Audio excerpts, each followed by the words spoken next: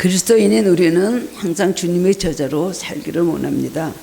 예수님의 제자란 예수님의 뜻과 정성을 받들어 실천하는 사람이 예수님의 제자라고 할 수가 있습니다. 곧 자신의 말과 행동과 삶 속에서 그리스도의 향기와 가르침이 배어나도록 힘쓰며 사는 사람이 예수님의 제자입니다. 성경 예수님께서 말씀하시기를 나를 따라오려거든 너 자신을 부인하고 너 십자가를 지고 나를 따르라, 그렇게 말씀을 하셨습니다. 이거는 쉬운 일이 아닙니다. 예수님의 가르침 중에는 우리 판단으로 수긍하기도 어렵고 또 수긍을 했다 할지라도 실천하기는 더욱더 어려운 말씀이 너무나 많이 있습니다. 우선 산상수훈의 800음을 우리가 생각해 보면 그것이 어떻게 복이라고 할 수가 있습니다. 심령이 가난한 자, 애통하는 자, 의에 줄이고 목마른 자, 그리고 핍박을 받은 자, 이것을 오히려 주님께서는 복이 있다고 말씀을 하셨습니다. 또한 마태복음 5장 39절에 보면 예수님 말씀하시기를 누구든지 내 오른뺨을 치거든 왼편 뺨도 돌려대라. 그 말씀을 듣고 그렇습니다, 그렇게 한번 살아보고 싶습니다 라고 하지만 막상 여러분 뺨 한 대 얻어맞아 보십시오. 더구나 잘못 보는데 귀싸대기를 한번 맞으면 어떻게 돼요? 보통 사람들은 눈 돌아가고 제정신이 아니게 되는 것입니다. 원수를 사랑하라. 원수가 목마르거든 또 마시우고 줄이고도 먹여라 말씀을 하셔서 내 원수를 사랑해야죠 라고 생각하지만 정말 원수, 자기에게 피해를 주고 상처를 준 원수를 우리가 생각할 때 원수는 죽이고 싶습니다. 그리고 원수에게 사랑을 베풀긴커녕 저건 망해야 된다, 사실 그런 생각이 더 마음속에 깊이 있을 때가 있습니다. 그 말씀을 실천하기가 얼마나 어렵습니까? 하나님은 하나님의 나라의 의를 먼저 구하라, 그러면 이 모든 것을 더하여 주시겠다 말씀을 하셨는데 우리는 이 모든 것이 더 급하잖아요. 발등에 떨어진 불이고 당장 필요한데 어떻게 그의 나라와 그의 의를 구하면서 느긋하게 있을 수가 있겠습니까? 그러나 진정으로 우리 자신이 믿음의 사람으로 성숙되기 원한다면 우리의 삶에서 예수 그리스도의 뜻과 그리고 가르침이 실천되도록 우리는 끊임없이 기도로 노력하면서 기도하며 기도로 노력하고 행함으로 우리는 실천하기로 노력을 해야 될 것입니다. 우리 삶에서 주님의 말씀들이 하나씩 이루어지면 우리의 신앙은 더욱더 견고해질 수가 있습니다. 그리고 주님께 칭찬받는 완전한 신앙의 사람이 될 수가 있을 것입니다. 우리는 교회에 성실하게 열심히 잘 다니면 당연히 믿음이 좋은 걸로 생각을 합니다. 겉으로 보기에는 그렇습니다. 그것도 필수 조건입니다. 그러나 교회는 오랫동안 다녀도 신앙이 없는 사람들이 많고 생활 속에서 본이 되지 못해서 오히려 사람들에게 저 사람도 크리스찬이야? 저 사람도 예수 믿는 사람이야? 라고 손가락질 당하는 사람들도 많이 있습니다. 우리의 마음과 생활 속에 예수님의 말씀이 새겨지고 실천되지 않는다면 평생 교회를 다녀도 진정한 크리스찬이 아니라는 것을 우리는 알아야 되는 것입니다. 어린아이가 태어나서 나이가 한 살 한 살 먹어가면 키도 커지고 지능도 또 말하는 것도 행동하는 것도 점점 성장하게 됩니다. 성장을 해야 됩니다. 어린아이는 성장하는 아이가 건강한 것입니다. 아이들이 여러 가지 과정을 거쳐서 성인이 되듯이 우리 신앙도 마찬가지인 것입니다. 점점 자라고 성숙해져서 나중에 열매를 맺어야 되는 것입니다. 우리는 어떻게 하면 성숙한 그리스도인이 될 수 있을까요? 오늘 본문의 말씀을 통해 깨달음을 얻고 함께 은혜를 나누기를 원합니다. 우리 신앙은 어떤 단계를 거쳐서 어떻게 성장하게 될 것일까요? 그리고 어떻게 하면 실한 열매를 맺을 수가 있을까요? 여러분 말씀을 통해서 나는 어디 단계까지 왔는가 한번 생각해 보시기를 바랍니다. 첫 번째로는 신앙은 들음으로 시작이 됩니다. 본문 말씀 10절에 보면 듣지도 못한 일을 어찌 믿으리요, 전파하는 자가 없이 어찌 들으리요. 또한 17절 말씀 보면 믿음은 들음에서 나며 들음은 그리스도의 말씀으로 말미암았느니라 라고 유명한 말씀입니다. 믿음은 어디서 생긴다고요?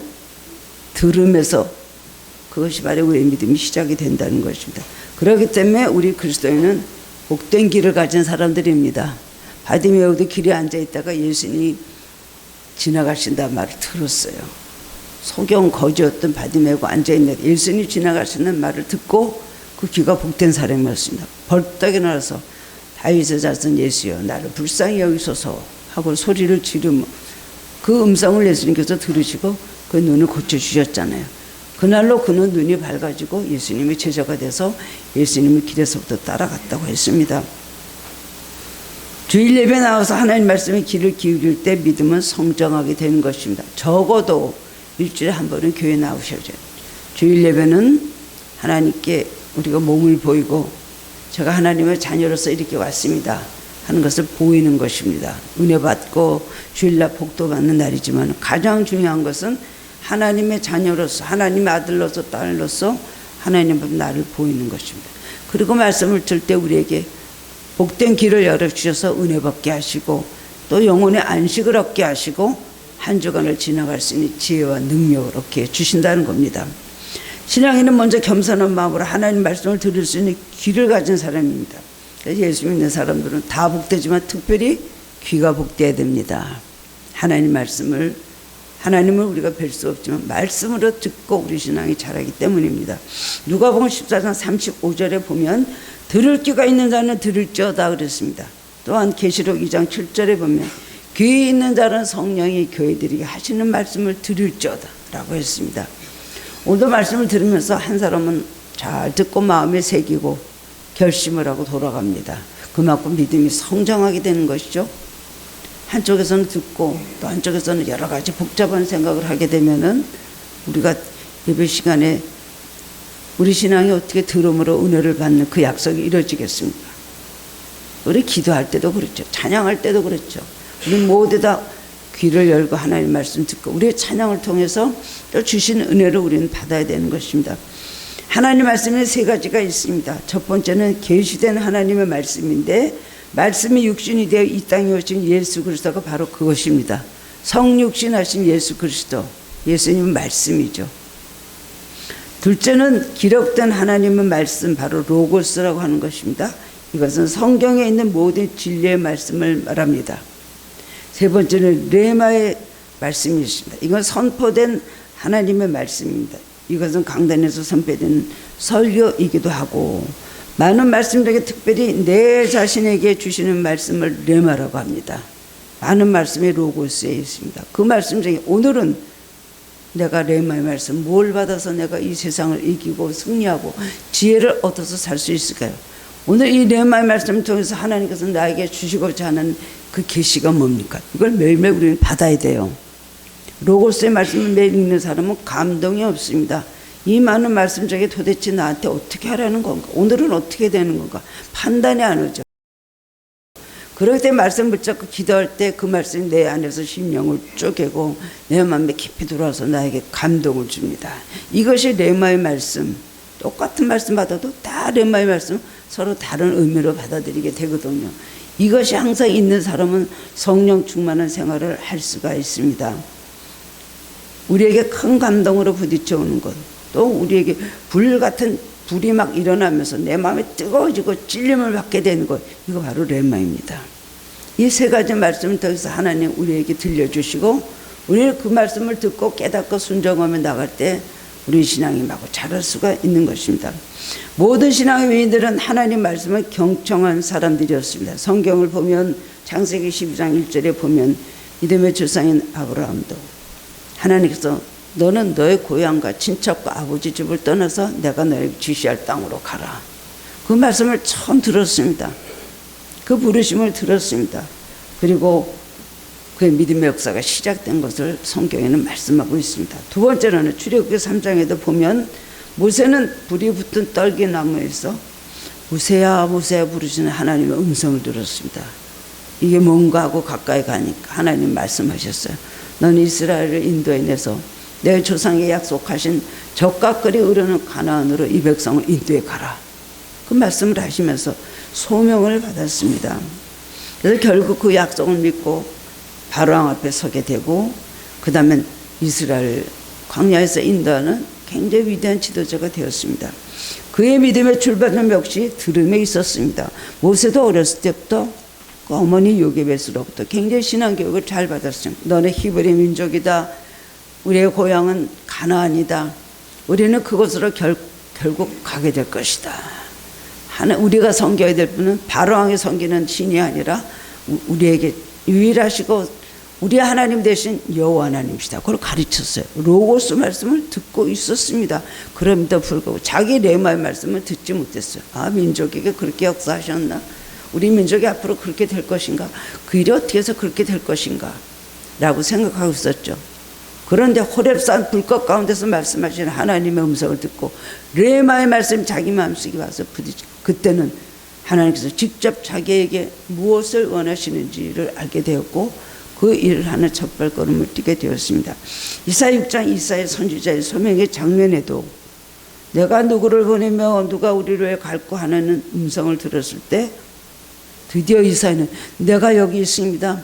나를 보내주십시오 라고 응답해서 그는 대예언자의 사명이 시작되었던 것입니다. 사도행전 9장에서도 바울은 다메섹 도상에서 처음으로 주님의 음성을 들었습니다. 사울아 사울아 내가 어찌하여 나를 핍박하느냐? 주여 니시니까 나는 내가 박해하는 예수라. 그 말씀 듣고 그 자리에서 꼬꾸라졌습니다. 그렇게 율법을 많이 알고 하나님의 말씀에 대해서는 누구보다 더 공부를 많이 하고 배웠던 가말리엘 문화에 있었던 사울이 말씀만 알았기 때문에 그냥 외우고 알고 있는 지식적인 말씀 때문에 예수님을 만나지 못했기 때문에 그렇게 예수님 제자들을 핍박하고 죽이는 데 앞장섰던 사람들이었는데 그거 예수님 직접 만나고 나니까 그 다음에 꼬꾸라져서 그때부터 이방을 위하여 택하신 나의 그릇이다 라고 하신 말씀이 이루어져서 전색을 보고만 하는데 큰 기수가 됐던 사람이 바로 바울이었습니다. 성경은 모든 선지자들과 신앙의 사람들이 주님의 말씀 부름, 들음으로부터 신앙의 첫걸음을 걷게 되었다고 증언하고 있습니다. 누구든지 다 첫 시작이 있어요. 그것은 하나님의 말씀으로 시작된 것입니다. 여러분도 선지자들 같이 직접적인 하나님의 신비한 음성을 듣지는 못했을지 몰라도 어떠를 통해서 통로를 통해서든지 여러 가지 루트를 통해서 영원에 부르시는 목자 되신 하나님 음성을 듣고 오늘 이 자리까지 오시게 된 것을 아시기를 바랍니다. 바른 신앙을 갖추는 하나님의 음성을 들어야 됩니다. 듣기 위해서는 영적으로 깨어 있어야 됩니다. 똑같은 말씀을 수없이 듣고도 영적으로 깨어있지 않으면 아무리 귀한 말씀, 생명의 말씀 들어도 절대로 깨닫지를 못합니다. 아무 감동이 없습니다. 들으려고 하는 자세가 있어야 되는 것입니다. 그리고 영적으로 깨어있을 때 하나님의 음성을 들으면 말씀 한마디 들어도 10가지 비밀을 그 안에서 깨달을 수가 있는 것입니다. 이거는 체험해 본 사람들이 알지 아무리 말을 해도 기가 막힌 사람은 아무리 말을 해도 그것을 인정하지 못합니다. 또한 자기 마음에 자기 주장, 자기 감정, 자기 욕망이 가득 차 있으면 심령의 말씀이 자리 잡을 수가 없습니다. 말씀을 들을 귀가 열리지 않는다는 것입니다. 아무리 말해도 전혀 그냥 빗방울이 겉에만 와서 닥치기가 가는 것 같지 속으로 그게 스며들어야지 땅에 비가 흡수가 돼야 그 물을 먹고 모든 생명력 있는 그런 채소들, 야채들 되고 나무들이 되는 것이 아닙니까? 마찬가지입니다. 자기 주장, 자기 감정, 자기 고집 정말 바위같이 돌같이 굳은 심령 가지고는 하나님께서 아무리 귀에 와서 확성기를 대고 여러분에게 큰 소리를 외쳐주셔도 절대로 받아들이지 못합니다. 그걸 보고 말씀하시길 완악하고 목이 곧은 백성이라 하나님께서 그렇게 말씀하셨죠. 말씀을 우리가 잘 듣는다. 그건 뭡니까? 자식이 부모 말씀을 잘 듣는다는 건 뭘까요? 말씀하시는 말씀을 들어요. 엄마가 아빠가 한 말씀을 기억해요. 그리고 자기가 혼자 있어도 그 말씀대로 노력하려고 하는 그것이 말을 잘 듣는 것입니다. 자기 들은 것을 자기 삶에서 칭찬하는 것 이것이 귀가 복된 사람이라고 할 수가 있습니다. 그럴 때 자라나게 되는 것입니다. 하나님 말씀을 들을 수 있는 사람은 생활 속에서도 그 인격이 보석처럼 빛나게 됩니다. 그렇기 때문에 들을 수 있는 복된 길을 가진 사람은 인간관계에 있어도 성공적인 삶을 살게 되는 것입니다. 하나님 말씀을 잘 들어야 됩니다. 두 번째, 자기를 가르치고 자기를 좋게 양육하는 분들 말을 들어야 됩니다. 인생을 많이 살고 많은 것들 지혜가 있고 신앙에도 더 깊이가 있는 사람 어떤 경우든지 여러분의 모든 공동체 안에서도 그런 분들의 말을 귀담아 들어야 됩니다. 그런데 그렇게 생각 안 합니다. 나도 알아. 나도 다 들은 소리야. 나도 옛날에 다 해본 일이라고 속으로 하면 어떻게 말씀을 은혜를 받을 수가 있겠습니까? 그리고 가까운 가족들의 말을 들어야 됩니다. 가까운 가족들의 좋은 조언을 받아들여야 됩니다. 기도하는 아내가 또 신앙이 좋은 아빠가 이렇게 하는 말들을 듣고 그대로 받아들여야 되는 것입니다. 하다못해 어린아이가 하는 말이라도 여러분 받아들일 때 여러분 신앙에 굉장히 도움이 되는 것입니다. 나아만 장군은 아람 나라의 군대 장관이었지만 불쌍하게도 나병 환자였잖아요. 그랬는데 그 집에 이스라엘에서 잡혀온 조그만 여자아이가 있었습니다. 계집종이. 걔가 그 나아만의 아내에게 사마리아에 가면 우리 엘리사라는 선지자님이 계신데 그분한테 가면 우리 주인님의 나병에 고칠 수가 있습니다. 그렇게 말했죠. 그 말을 아내가 듣고 그 말을 나아만에게 전했어요. 나아만은 그는 어린애가 하는 말을 들었습니다. 그래? 그럼 내가 사마리아에 가서 엘리사를 한번 찾아가 보지. 그래서 엘리사를 찾아갔다가 결국 그 말을 듣고 고침을 받았습니다. 인간의 고집과 욕망과 고정관념을 버리고 주님께 순종하겠다는 결단이 있어야 되고 주님의 말씀을 삶의 거울과 키워드로 살겠다는 굳은 의지가 있을 때 신앙은 믿음으로 성장하는 게 되는 것입니다. 하나님의 음성을 듣고 응답함으로 시작된 우리의 신앙은 의심이 없는 믿음으로 성장해야 되는 것입니다. 싹이 났죠. 그 다음에 믿음으로 성장하는 것입니다. 의심을 하지 말아야 되는 것입니다. 하나님 말씀 듣고 처음에 믿어요. 그 다음에 얼마 지나면 점점 무감각해집니다. 돌밭에 떨어진 씨앗이 어떻다고 예수님께서 말씀하셨어요. 마태복음 13장을 보면 돌밭에 떨어진 씨가 처음에는 좀 돌 위에 풀들이 있으니까 거기서 자랍니다. 근데 얼마 지나서 다시 이제 세상의 유혹과 여러 가지 많은 낙심 주는 일들 환란이 오니까 그 다음에는 더 이상 믿음이 자라지 않고 거기서 그냥 말라 버렸다 그랬어요. 이런 씨앗은 자라지 못한다고 예수께서 말씀하셨습니다. 싹이 난 믿음은 어떻게 건강에 자랄 수가 있을까요? 나무를 잘 자라게 하려면 땅에 거름을 주듯 믿음이 자라는 데는 걸음이 필요합니다. 첫 번째는 그 걸음은 무엇이냐면 예수님 자신의 구주이심을 믿고 죄를 회개하는 것입니다. 신앙이 자라면 죄를 회개부터 해야 됩니다. 내가 어떤 죄인이었는가, 내가 지금 어떤 죄인인가 이것을 알아야 되는 것입니다. 그래서 베드로가 고백한 것 같이 주님은 그리스도시요 살아계신 하나님의 아들이십니다. 여러분 다 아멘 하시죠? 그렇습니다. 우리 예수님 누구십니까? 하나님의 아들이시죠? 그럼 나에게 구세주가 되십니다. 이걸 아멘으로 믿는 사람이 참되게 그리스도인이 될 수가 있는 것입니다. 주님 앞에서 자기가 죄인으로서 깨닫지 못하면 믿음이 자라지 않습니다. 한국 교인들이 제일 싫어하는 소리가요, 지옥에 대해서 얘기하는 것.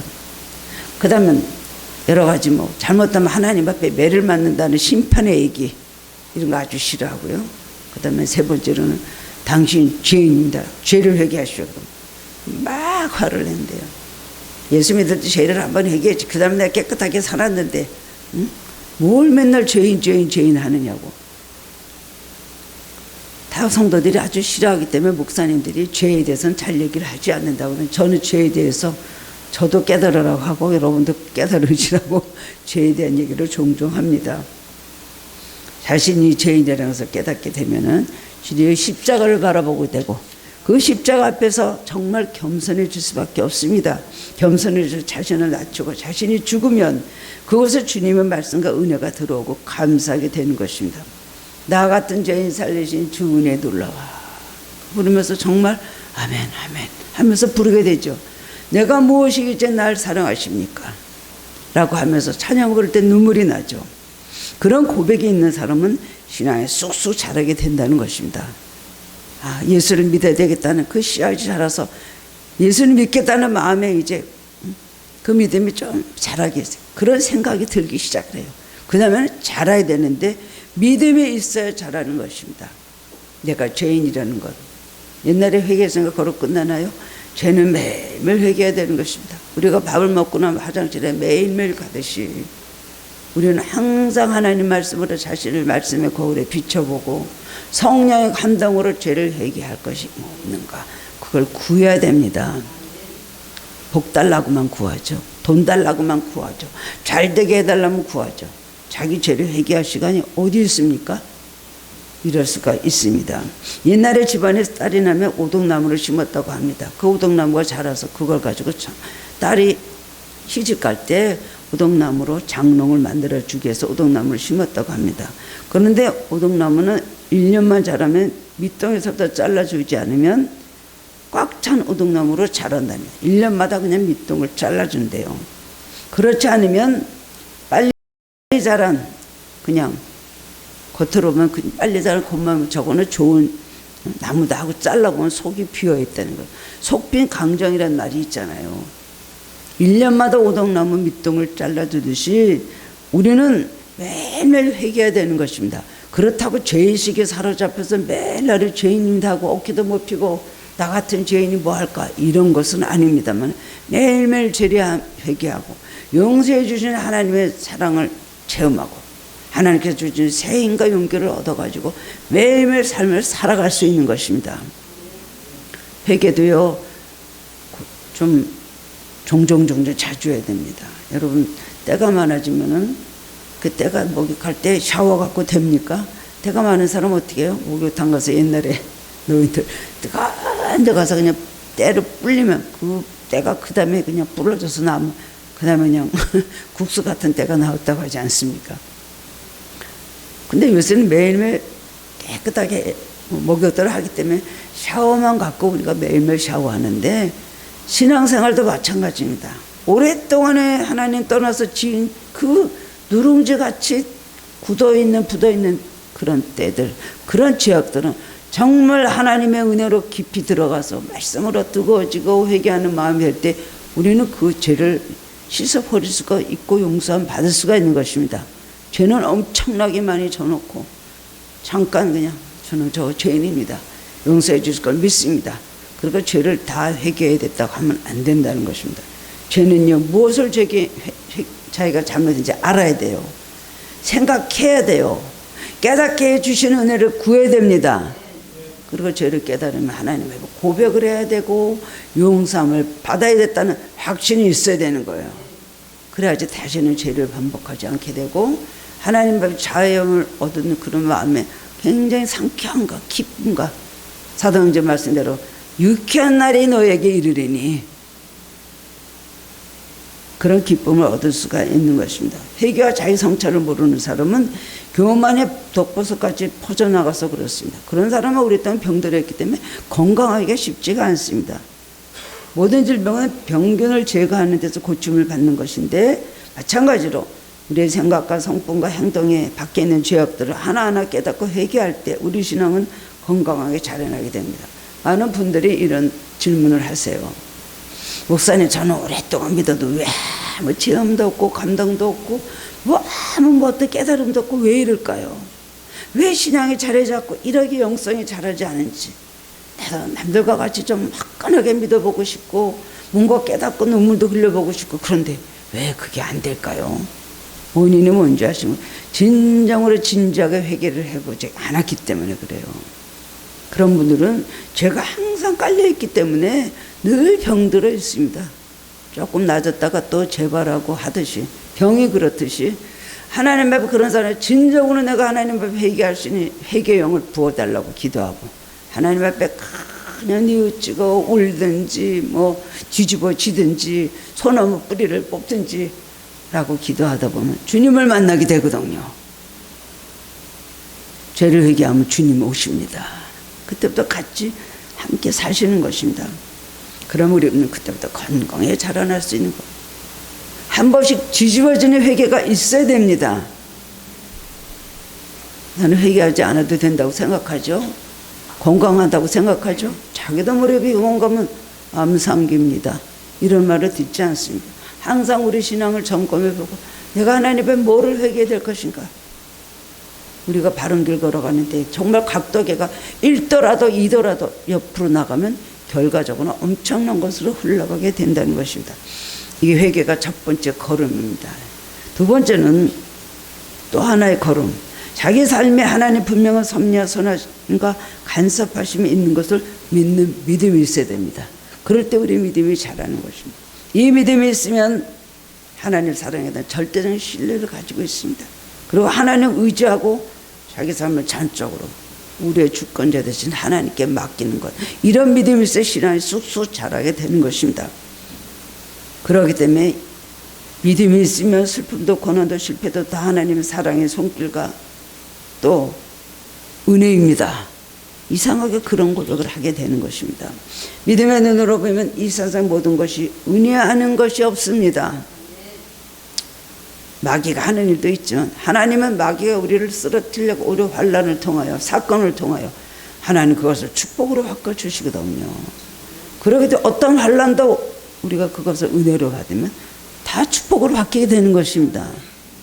그 믿는 사람들의 가장 희한한 능력이라고 하고 신비한 능력이라고 할 수가 있어요. 그런데 어려움이 있으면 곧장 낙심하고 또 원하는 대로 안 되면 금방 좌절하고 마음이 굳어지고 하나님께 마음이 점점 닫혀져 버리면 빛이 하나로부터 들어오는 이 공간을 쫓겨는 어떻게 빛이 많이 들어올 수가 있겠습니까? 선하신 하나님께서 사랑하시는 우리에게 악하게 하실 리 없다는 것을 우리는 믿어야 됩니다. 무슨 뜻이 있을 것이다. 하나님께서 예비하실 어떤 축복이 있을 것이다. 그렇게 믿는 사람은 기가 막힌 웅덩이 깊은 수렁에서 빠져나옵니다. 하나님 축복으로 주시는 거죠. 그냥 빠져버리고 낙심하고 좌절하고 얼굴빛이 달라지고 표정이 그냥 눈동자도 흐려지고 이렇게 신앙이 흐려지면 여러분 예비하신 축복을 받을 수가 없고 마귀의 밥이 되고 종이 될 수밖에 없는 것입니다. 고난을 믿음으로 통과하고 나면 더욱더 그것을 알게 됩니다. 욥은 이런 믿음의 소유자였습니다. 동방의인이었던 욥에게 어느 날 극심한 시련의 바다가 밀려왔습니다. 태산과 자녀를 한순간에 다 잊어버렸습니다. 그때 욥은 고백하기를 주신 이도 여호와시여 거두신 이도 여호와시니 여호와 이름에 찬송을 받으실지니라 하고 엎드렸다는 거예요. 모든 일을 범죄하지 않고 하나님 원망하지 않았습니다. 다시 사탄은 욥에게 악한 종기를 가져다 주었습니다. 그때 욥의 하나는 드디어 아주 노골적으로 욥을 비난합니다. 차라리 하나님을 욕하고 죽으세요. 아내 말은 어떻게 보면 당연한 도전이라고 생각할 수 있습니다. 하나님 잘못해서 얻은 결과가 뭐요 당신? 재산 다 잃고 열남매 다 잃고 몸에 종기까지 났어? 그 고생하려고 하나님 믿었어? 하나님 당신을 배반했으니까 당신도 하나님을 떠나시오. 믿음을 버리시오. 라고는 욥을 떠나버렸습니다. 그런데도 욥은 말하기를 우리가 하나님께 복을 받았을 때 화도 받지 않겠소 라고 했다는 거예요. 욥의 아내는 좋은 것만 복 가운데로 알았습니다.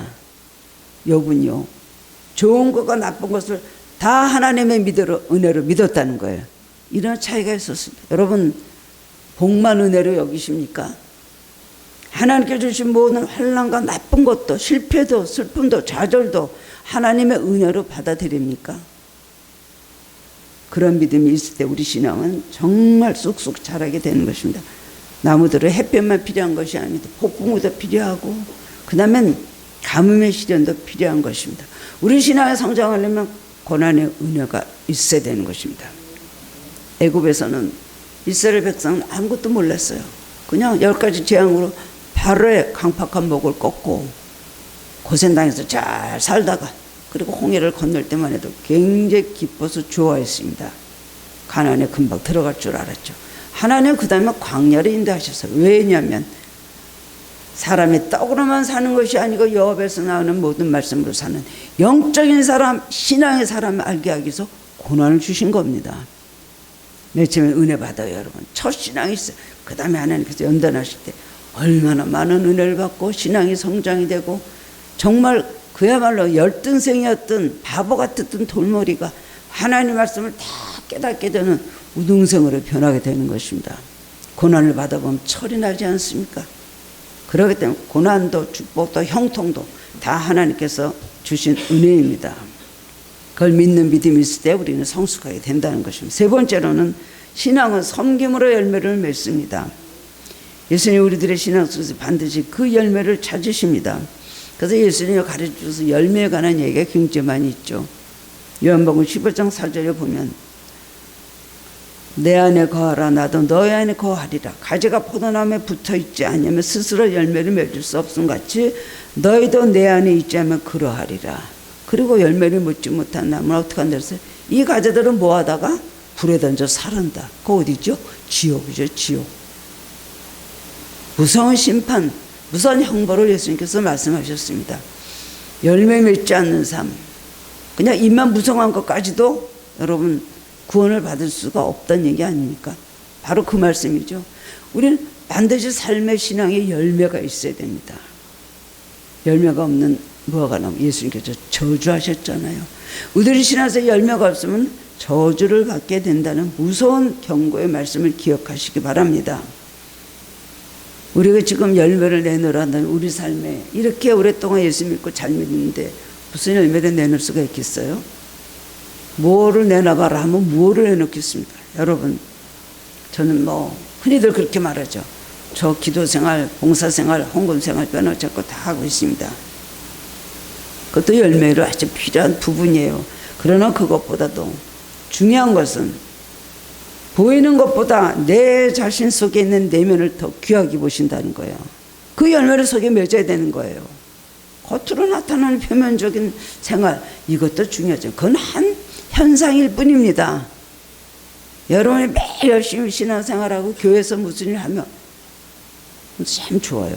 그러나 그것만 가지고 한데 그러면서 속에 은혜가 없고 내면에 여러분이 얼마나 성령화되고 얼마나 거듭났는가.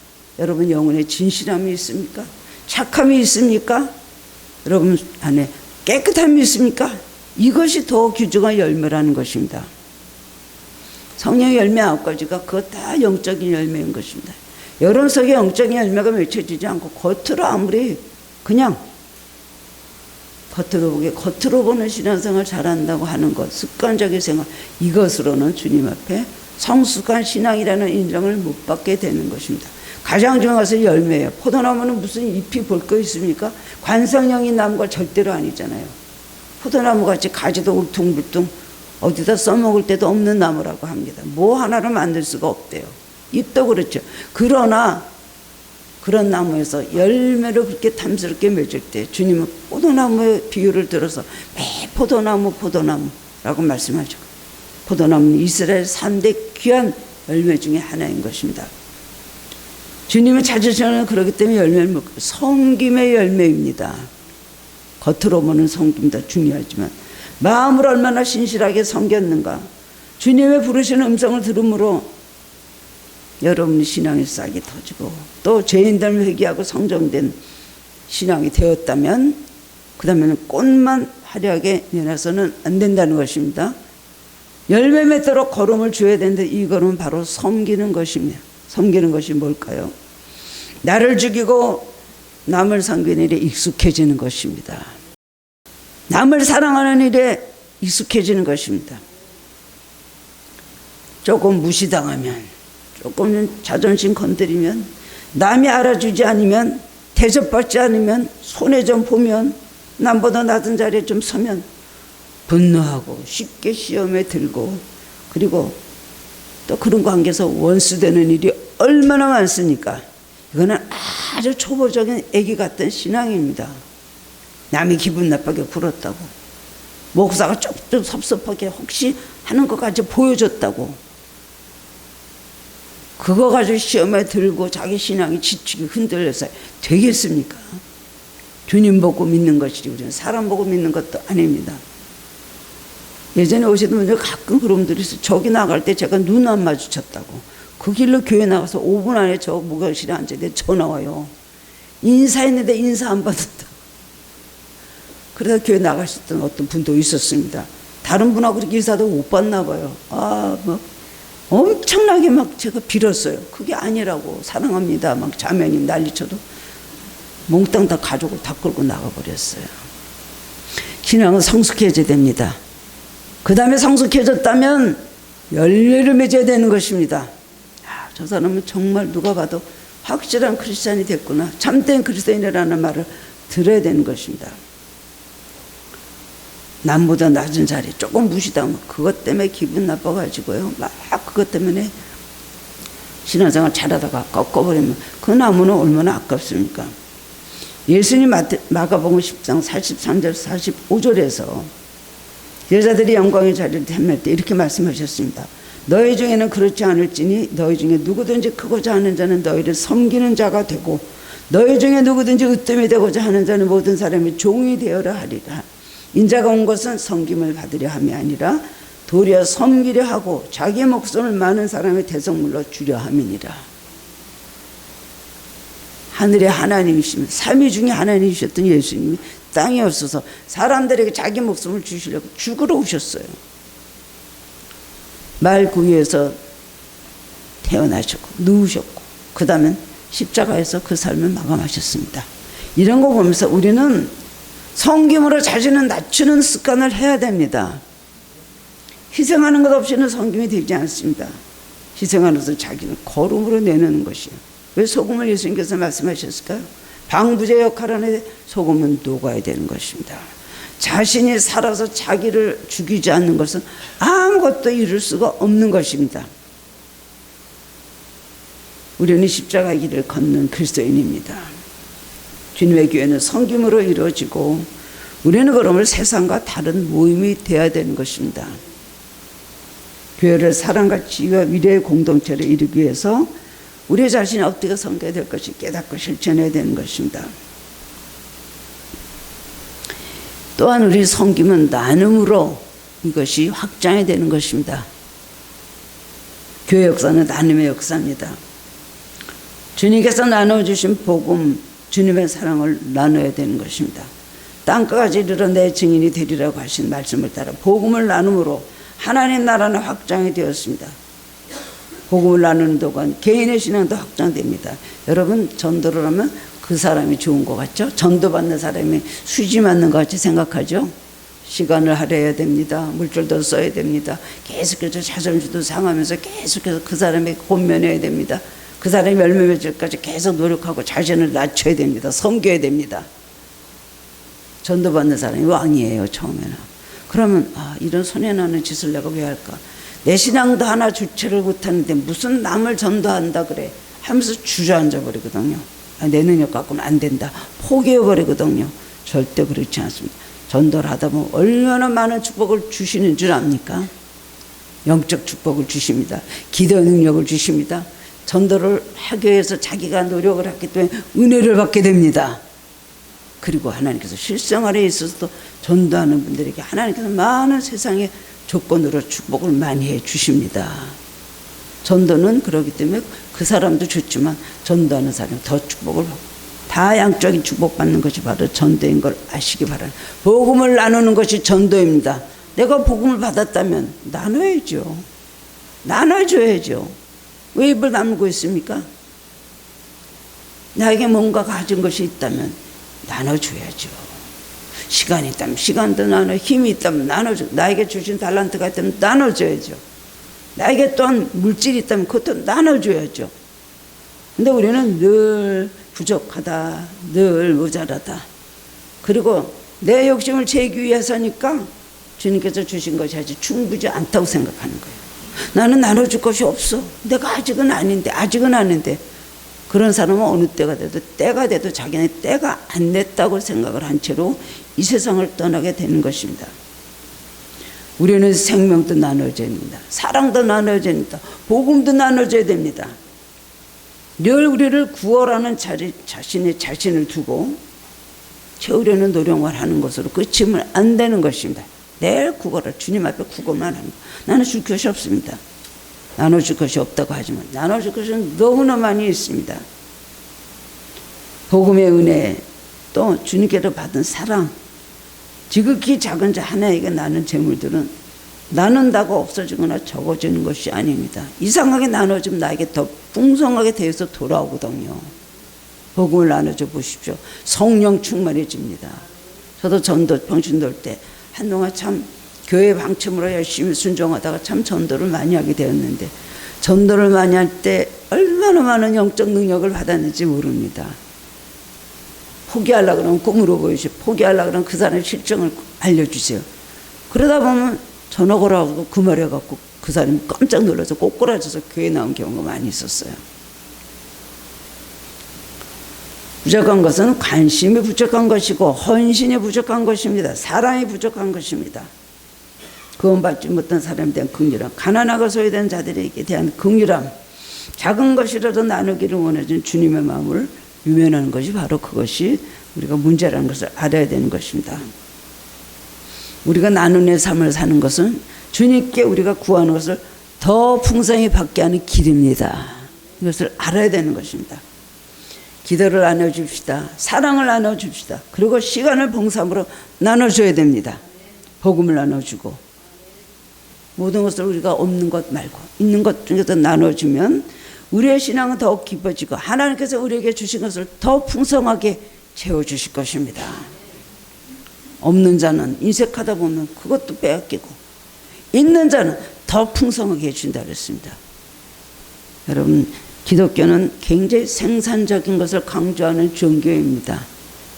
하나님께서 30배, 60배, 100배 하나를 심어갖고 그렇게 풍성한 열매, 여러분의 삶이 예수를 믿으면서 정말 생산적이고 풍성한 삶으로 갖게 되지 않겠습니까? 주님이 하신 진리의 말씀대로 살 때에 우리 신앙은 성숙해지고 온전한 사람이 되고 풍성한 열매를 거둠으로 주님께 칭찬받는 성도가 될 수가 있습니다. 그런 성숙한 신앙이 되어서 주님 앞에 인정받고 훗날에 하나님 앞에 크게 상급받는 성도님들 되시기를 주님의 이름으로 축원합니다. 사랑의 주님, 은혜를 감사드립니다. 주님, 그렇습니다. 우리는 복음을 듣고 우리의 믿음의 싹이 이제 하나님 아버지는 자랍니다. 그리고 하나님, 우리는 믿음으로 성장하게 되고, 그리고 우리는 섬김으로 우리는 열매 맺게 된다는 사실을 기억할 수 있게 하여 주시옵소서. 내 신앙은 어디까지 왔을까요? 잘하고 있는 것으로 끝입니까? 입만 무성한 하나님 무화과 같이 되지는 않았는지요? 가장 중요한 것은 우리 삶의 열매입니다.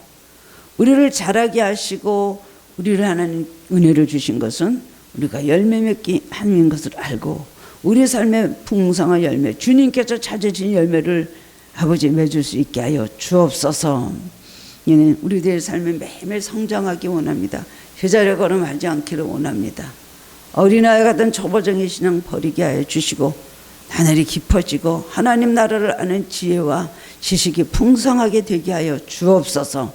모두 그런 하늘께 성도님들이 되기를 믿으며 예수님 이름으로 기도드리옵나이다.